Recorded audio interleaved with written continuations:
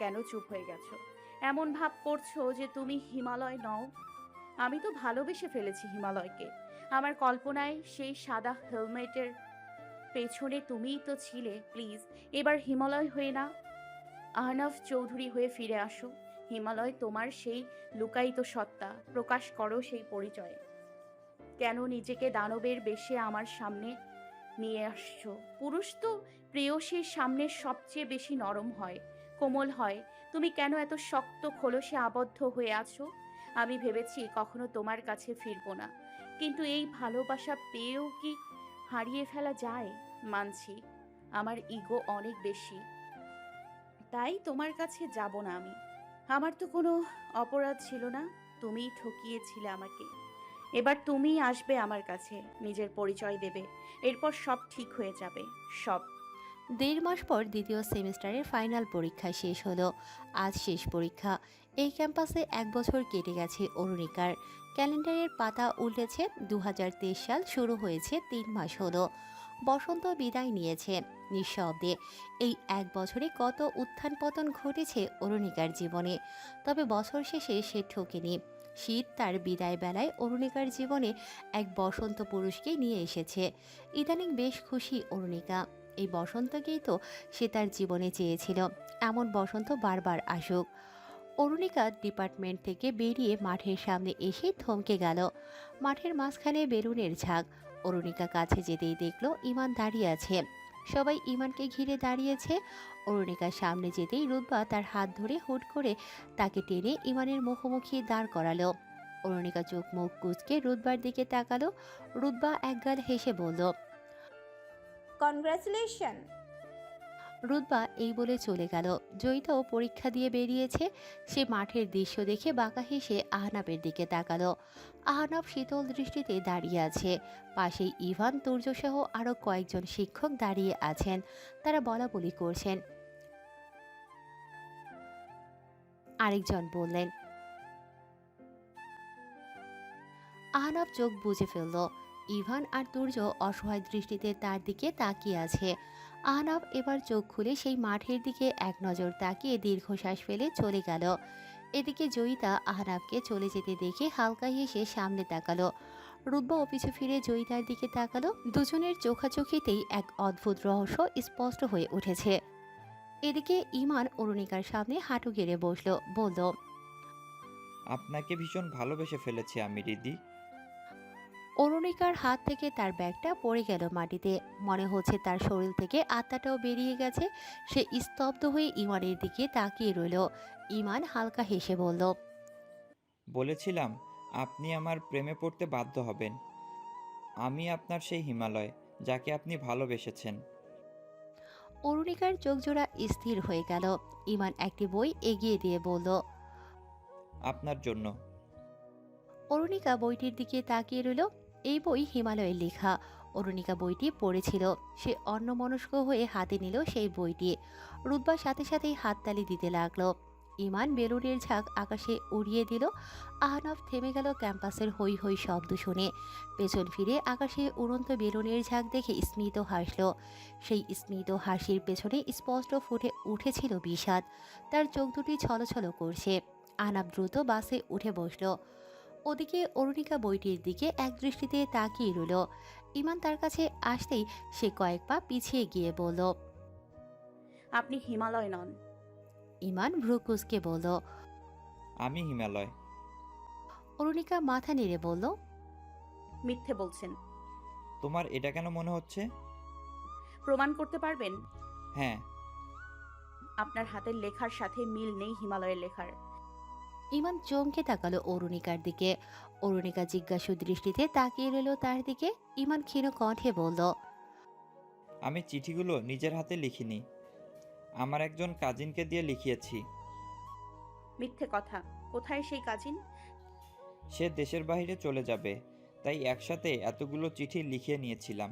এজন্যই তোমাকে একসাথে পড়তে নিষেধ করেছি। অরুণিকার হাত থেকে বইটি পড়ে গেল। সে তার ব্যাগ নিয়ে দ্রুত বেরিয়ে পড়ল ক্যাম্পাস থেকে। ইমান অবাক দৃষ্টিতে অরুণিকার যাওয়ার পানে তাকিয়ে রইল। রুতবা এসে বইটি তুলে ইমানের হাতে দিয়ে বলল, চিন্তা করবেন না, আমি আপনাকে ওয়াদা করেছি তা আংশিক পূরণ হয়ে গেছে, বাকিটাও আমার উপর ছেড়ে দিন। কি করবে তুমি? রুদ্বা জয়িতার দিকে তাকালো। জয়িতা ইমানের কাছে এসে বলল, সামনে ক্যাম্পাস থেকে ট্যুরে কক্সবাজার নিচ্ছে। আমাদের ডিপার্টমেন্টের সব স্টুডেন্ট সেখানে যাবে। আমি, রুদ্বা, তুমিও যাচ্ছ, সাথে অরুণিকাও। দেখো, এই ট্যুর সবার জীবন পাল্টে দেবে। আপনি আমাকে কেন হেল্প করছেন? কারণ তোমার অরুণিকা আমার আহনাফের মাথা খারাপ করে রেখেছে। মেয়েটার জন্য মুভ অন করতে পারছে না আহনাফ। রুদ্বা বলল, ইয়েস, তুর্য স্যারও মনে হয় ভালোবাসে আরুকে। ওদের মধ্যে নিশ্চিত কোনো লাভ ট্রায়াঙ্গেল চলছে। আপনার আর আরুর সব সেট তো আমরা সবাই হ্যাপি। ইমান বলল, তুর্য স্যারের সাথে নিকার কিছু নেই? কিছু না থেকেও আমার আর তুর্যের মাঝখানে নাক গলায়ও। বেটার হয় ও তার হিমালয়ের সাথে থাকুক। আপনি আরুর সেই হিমালয় যাকে আরু ভালোবাসে। বাসায় আসার পর থেকে ফুপিয়ে ফুপিয়ে কাছে অরুণিকা। রুহানি কয়েকবার জিজ্ঞেস করেও তার মুখ থেকে কথা বের করতে পারছে না। সে শুধু ফোপাচ্ছে, তার শ্বাস আটকে গেছে। রুহানি পানি খাওয়ালো অরুণিকাকে। হঠাৎ রুহানিকে জড়িয়ে ধরল সে, কাপা কণ্ঠে বলল, সব শেষ আমার। আমাকে এই প্রকৃতি আবার ঠকিয়েছে। আমি আবার ভালোবাসতে চেয়েছি, কিন্তু সব শেষ। আমি যাকে হিমালয় ভেবে ভালোবেসেছি সে হিমালয় নয়, এমনই সেই হিমালয়। অরুণিকা রুহানিকে ছেড়ে দিয়ে নিজের চুল খামচে ধরে চিৎকার করে কাঁদতে লাগলো। রুহানি ভীত কণ্ঠে বলল, প্লিজ এমন করিস না, আমার ভয় হচ্ছে ভীষণ। অরুণিকা মেঝেতে বসে বলল, আহনাফ কেন আমাকে সেভাবে ভালোবাসলো না? কেন আমি কেন আবার ভালোবাসতে গেলাম? কেন? অরুণিকার চিৎকারে আতকিয়া জাহান রুমে চলে এলেন। ভীত কণ্ঠে বললেন। রুহানি আতকিয়া জাহানকে বের করে দিয়ে বলল, মা, তুমি যাও, আমি দেখছি, হয়তো পরীক্ষা ভালো হয়নি।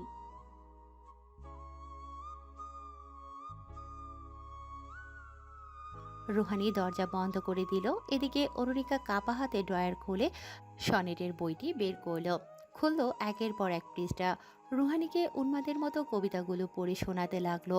রুহানি গালে হাত দিয়ে দাঁড়িয়ে আছে। অরুণিকা বলল, দেখ রুহানি, সব কবিতায় হাহাকার, মনে হচ্ছে সব আমার জন্য লেখা। এসব কে লিখবে বল? আহনাফই তো লিখবে, তাই না? আমার বাকিদের মতোই হিমালয়ের লেখা ভালো লাগতো, কিন্তু কেন যেন ওর প্রতি শুরু থেকে মায়া ছিল আমার মনে, এক অদ্ভুত টান ছিল। আমি তবুও নিজেকে বুঝতে দেইনি।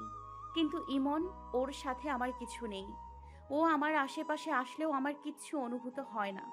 ও কিভাবে হিমালয় হয়? কিভাবে? অরুণিকার চুলগুলো ওর মুখের সাথে লেপ্টে গেছে ঘামে। রুহানি ফ্যানের গতি বাড়িয়ে দিল। অরুণিকা হাতের পিঠ দিয়ে চোখ মুখ মুছে ড্রয়ার থেকে চিঠিগুলো বের করে মেঝেতে ফেলল। তার চোখ মুখ ভয়ঙ্কর লাল হয়ে গেছে। ড্রয়ার টেনে আনতেই সেটি খুলে তার পায়ের ওপর পড়ল।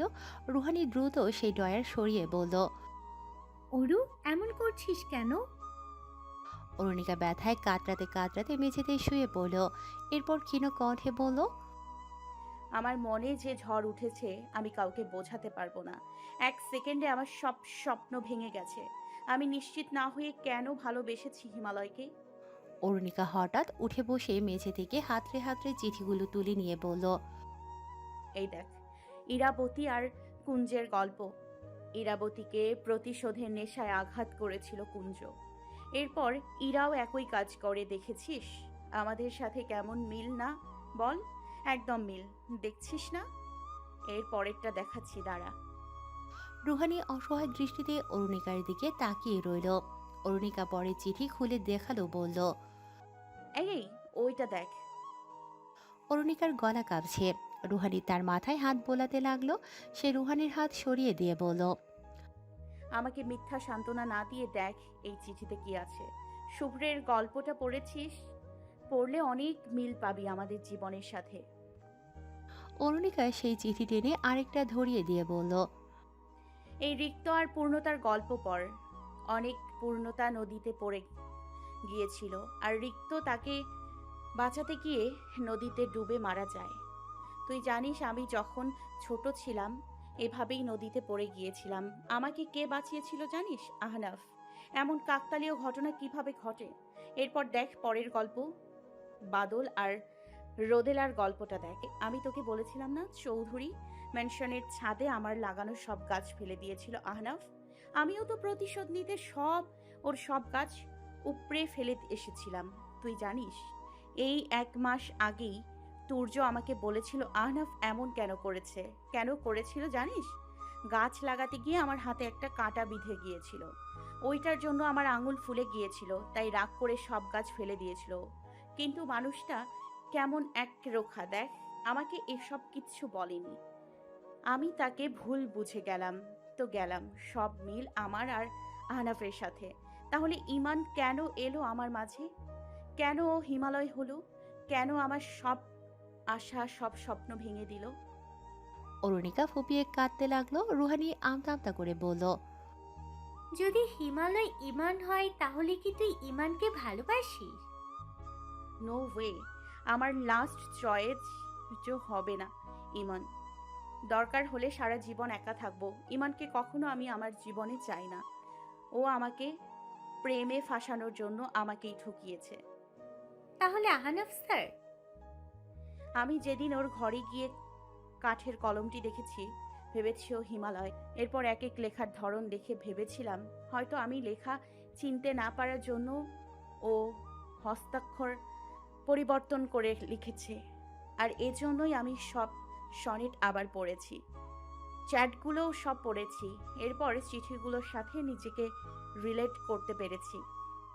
হয়তো তোর ভুল হয়েছিল, ইমানই তো তোকে সে অ্যাকাউন্ট দিয়েছিল। আরে ওর এত বড় রাইটার হওয়ার যোগ্যতা আছে? আহনাফ তো ইউনিভার্সিটির লেকচারার। কিন্তু আজকাল সবাই লেখালেখি করে পরিচিতি পেয়ে যায়, হয়তো তুই ভুল বুঝেছিস। অরুণিকা একের পর এক সব চিঠি ছিঁড়ে ফেলে দিল, চেঁচিয়ে বলল, আমি আবার ঠকেছি। এবার ভাগ্য আমাকে ঠকিয়েছে। বাস খেয়েছি আমি। ভেবেছি আহনাফই আমার জীবনের সেই স্পেশাল মানুষ যাকে আমি চাই। কিন্তু ইমান। ইমন, ইমন, ইমন। হ্যাঁ, আমার হিমালয়কে ভালো লাগতো। আমি দুর্বল ছিলাম ওনার প্রতি, কিন্তু ভালোবাসার কোনো ইচ্ছে ছিল না, জাস্ট মায়া ছিল। কিন্তু যখন ভেবেছি হিমালয় আহনাফ হতে পারে, তখনই হৃদয় উজাড় করে স্বপ্ন দেখেছি। ভালোবেসে ফেলেছিলাম হিমালয়কে। কিন্তু এখন আর না। আমি হিমালয়, ইমান কাউকেই চাই না। আমার কাউকে লাগবে না। আমার জন্য ভালোবাসা আসেইনি। কি বলবো আমি তোকে, আমি নিজে কনফিউজ। অরুণিকা হাত দিয়ে মুখ ঢেকে কাছে। রুহানি বলল, একবার আহনাফ স্যারকে জিজ্ঞেস করে দেয়। অরুণিকা দ্রুত চোখ মুছে বলল, ঠিক বলেছিস। হয়তো ইমান মিথ্যা বলছে। আমার আহনাফকে জিজ্ঞেস করা উচিত। এই বলে অরুণিকা মুখ ধুয়ে কাপড় পাল্টে উপরে চলে গেল। বেল দিতেই দরজা খুলল ইমন। অরুণিকা সোজা ঘরে ঢুকে এদিক ওদিক খুঁজতে লাগলো আহনাফকে। ইমন ব্যস্ত কণ্ঠে বলল, কিরে অরু, কাকে খুঁজছিস? আহনাফ কোথায়? কি হয়েছে? নাও কোথায়? রুমে। অরুণিকা আহনাফের রুমের দরজায় ধাক্কা দিতে লাগলো। শব্দ শুনে তুর্য আর ইভান বেরিয়ে এলো। আরাফ আর তাহমিদ বাসায় ছিল না তখন। আহনাফ দরজা খুলতেই অরুণিকাকে দেখে চমকে উঠল। অরুণিকা ভিতরে ঢুকে বলল, একটা কথা জিজ্ঞেস করতে এসেছি, এরপর চলে যাব। আর কখনো কিছুই জানতে চাইবো না। কি কথা? তুমিই কি সেই হিমালয়? আহনাফ চমকে উঠল অরুণিকার কথায়। এদিক ওদিক তাকিয়ে বলল, কি অদ্ভুত প্রশ্ন। আমার দিকে তাকাচ্ছ না কেন? আহনাফ অরুণিকার চোখের দিকে তাকিয়ে বলল, আমি কেন হিমালয় হতে যাব? তুমি সেই রাইটার হিমালয় নও? না। সত্য বলো প্লিজ। না। তাহলে তোমার কাছে সেই কাঠের কলম কিভাবে এলো? কাঠের কলম দোকানেই পাওয়া যায়। আমি তো কখনো ভাবি না। তুমি কিছু লুকাচ্ছ না তো? আহনাফ বিরক্তিকর সুরে বলল। কি সমস্যা তোর? অরুণিকা স্থির দৃষ্টিতে আহনাফের দিকে তাকিয়ে বলল, আমি ভুলছিলাম। আমি ভেবেছি তুমি হিমালয়। কেন ভেবেছিস? জানি না। আহনাফ কাঁপা কাঁপা কণ্ঠে জিজ্ঞেস করল। আমি হিমালয় হলে কি কি করবি? অরুণিকা চোখ ছোট করে বলল। খুন করব। আহনাফ হেসে বলল, পুলিশ ধরবে তোকে। সে অনেক বড় লেখক। তুমি তো সেই মানুষ নও, তাহলে পুলিশ ধরবে কেন? আমি হিমালয় হলে আমাকে খুন করতি? অরুণিকা দাঁত কটমট করে বলল। হ্যাঁ। হিমালয় বেঁচে গেছে তাহলে, কিন্তু তুই হঠাৎ এমন প্রশ্ন করলি কেন? এমনি। আর তোমার মতো মানুষের কাছে এমনিতেও কিছু আশা করা যায় না। আহনাফ মলিন মুখে বলল। সরি। আমি কি তোকে আবার কোনো কষ্ট দিয়েছি? আমি কিন্তু চেষ্টা করছি তোকে ভালো রাখার। তোমার আমাকে ভালো রাখতে হবে না। আমার ভালো থাকার জন্য কোনো পুরুষ মানুষের দরকার নেই। ইমান তোকে ভালোবাসে হয়তো। আমি ভালোবাসা দেবী না যে সবাইকে ভালোবাসা বিলিয়ে যাব। এই বলে অরুণিকা হনহনিয়ে চলে গেল। অরুণিকা চলে যেতেই তুর্য রুমে ঢুকে জিজ্ঞেস করলো। কি বলতে এলো? হিমালয়কে জিজ্ঞেস করছে। তুই কি বলেছিস? বললাম জানি না। তুর্য ভ্রু কুঁচকে বলল। গাধা একটা। Thank you. মাঝরাতে ঘুম ভেঙে গেল আহনাফের। অনেক কষ্ট করে বালিশ থেকে মাথা তুলে বসল সে। চোখ মুখ কুঁচকে রেখেছে আহনাফ। ধীর পায়ে বিছানা থেকে নামতে গিয়ে মেঝেতে পড়ে গেল সে। বুকে হাত দিয়ে কাতরাতে লাগলো। শব্দ শুনে পাশের রুম থেকে আরাফ আর তুর্য ছুটে এলো। আহনাফের রুমে ঢুকে দেখলো সে মেঝেতে শুয়ে ছটফট করছে। আরাফ তাকে টেনে উঠালো। তুর্য ব্যস্ত হয়ে বাকিদের ডেকে আনলো। তারা দ্রুত ঘরে এসে দেখলো আহনাফ জোরে জোরে শ্বাস নিচ্ছে। তামিদ এসির তাপমাত্রা কমিয়ে দিল। আহনাফ ঘামাচ্ছে অনর্থক। আরাফ তার পিঠে মালিশ করছে। ইভান দ্রুত পানি নিয়ে এলো। আহনাফ সরিয়ে দিল সেই গ্লাস। সে দু হাতে ভর দিয়ে বসে আছে। চোখ বন্ধ করে রেখেছে সে। ইমন বলল। কেমন লাগছে তাও? আহনাফ গলা ধরে রেখেছে তার। চোখ মুখ লাল হয়ে গেছে। সে অনেক কষ্ট করেও মুখ থেকে শব্দ বের করতে পারল না। ইশারায় বলতে লাগলো তার ভালো লাগছে না। আহনাফ নিজের চুল খামচে ধরে রেখেছে। আরাফ কিছু বুঝতে না পেরে তার সিনিয়র ডাক্তারকে কল করলো। তিনি জানালেন টেস্ট না করে কিছুই বলা যাবে না। প্রায় 20 মিনিট ধরে ছটফট করতে করতে ঘুমিয়ে পড়ল আহনাফ। বাকি 5 জন সারা রাত তার পাশেই বসেছিল। সকালে আহনাফকে নিয়ে তাহমিদ আর আরাফ চলে গেল টেস্ট করাতে। যাবতীয় সব টেস্ট করানো শেষে তাহমিদ আহনাফকে নিয়ে বাসায় ফিরল। ইমন অর্ধবেলা অফিস করে চলে এসেছে। ইভানও ক্যাম্পাস থেকে ছুটি নিয়েছে। তুর্য আজ অফিস স্টুডিও ক্যাম্পাস কোথাও যায়নি। উপমাকেও ঘরের বাইরে থেকে বিদায় করে দিয়েছে সে। রাত 10টায় আরাফ সব কটার রিপোর্ট নিয়ে ফিরল। সবাই চিন্তিত মুখে বসে আছে। আরাফ ঢুকতেই তারা প্রশ্ন করতে লাগলো। কি সমস্যা? কি হয়েছিল? আরাফ শান্ত স্বরে বলল। সব রিপোর্ট নর্মাল, কোনো সমস্যা নেই। তুর্য ভ্রুকুসকে বলল। তাহলেও এমন করলে কেন? তাহমিদ হঠাৎ ফোন নিয়ে বারান্দায় চলে গেল। মিনিট 10 পর বসার ঘরে এসে সোফায় বসে বলল। আমার যা মনে হচ্ছে যদি সেটাই হয়। সবাই ভ্রুকুসকে বলল। কি? ওর উপরে কি কোনো ব্ল্যাক ম্যাজিক করা হয়েছে? তুর্য বলল। শিরিন সুলতানা। ইভান বলল। এক সপ্তাহ আগেই তো প্রথম তালাক হয়ে গেছে, আরো 2 মাস বাকি। আমি তো এসব বিশ্বাসই করতাম না, বাট ওই মহিলার পক্ষে এসব করা অসম্ভব কিছু না। কি করবি এখন? ইমন গুগল সার্চ করে বলল। ভাই, এসবের সাইড ইফেক্টে মানুষ মরে যায়। আহনাফের কিছু হয়ে গেলে। আরাব বলল। দাদার একজন বন্ধু আছে, ওনার এসবের নলেজ ভালো। আমি এক্ষুনি গিয়ে দাদাকে এসব জানাবো। তাহমিদ, চল আমার সাথে। তোরা থাক আহুর সাথে। আমরা একদিনও সময় নষ্ট করতে পারবো না। টিউশন থেকে ফেরার পথেই ইমানের মুখোমুখি হলো অরুণিকা। ইমানকে দেখেই পাশ কেটে যাওয়ার সময় ইমান তার হাত ধরে বলল। আমাকে ইগনোর করছো কেন? অরুণিকা ঝাঁঝালো কণ্ঠে বলল। তো আপনাকে মাথায় তুলে নাচবো?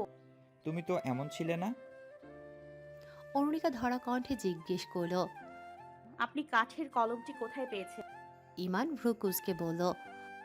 কাঠের কলম?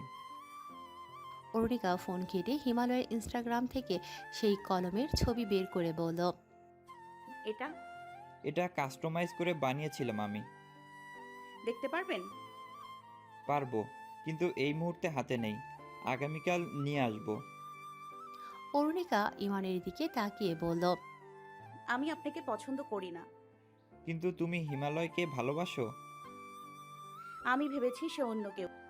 কাকে হিমালয় ভেবেছিলে? আহনাফকে। ইমান ভ্রুকুসকে বলল, তুমি কিভাবে ওই মানুষটাকে হিমালয় ভেবেছো যে তোমাকে এত আঘাত করেছে?